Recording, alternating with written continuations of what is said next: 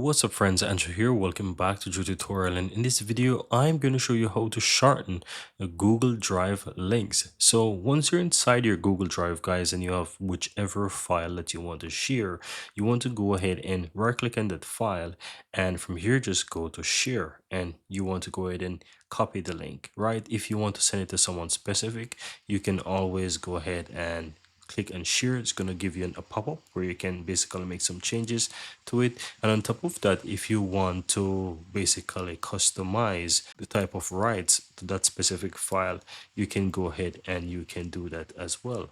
So whichever option you choose, whether you want to enter someone's email address or you want to go under the general access section and choose anyone with the link, whichever option you decide to choose, all you have to do is just simply go ahead and copy the link. So you can do it both ways. You can copy the link from here, or you can easily right click on it and you can go to share and you can copy the link.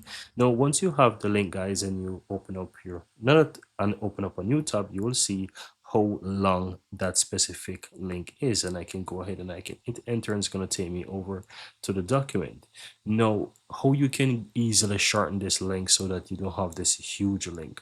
All you have to do guys is just simple open up your browser, a new tab, and just simple type in TinyURL. Right, once you go ahead and type in TinyURL in your browser, you want to hit enter and you want to go to tinyurl.com.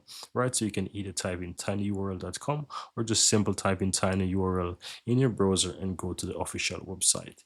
Now once you're on tinyurl.com, you want to go ahead and enter. You might need to accept here. You want to go ahead and enter your URL that you have into the URL section, and here you want to go ahead and customize it. So in this section where it says enter an alias, you want to go ahead and make up something unique. I'm going to go ahead and just make up something here, and once you do that, just simply verify that you're a human, and once it finishes verify, you can go ahead and you can click the button that says shorten URL.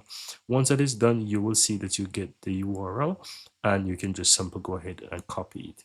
Now if I go ahead and I open up a new tab here and enter that new URL, you will see it takes me over to the file just the same. And that's all there is to it guys. Very easy and very simple.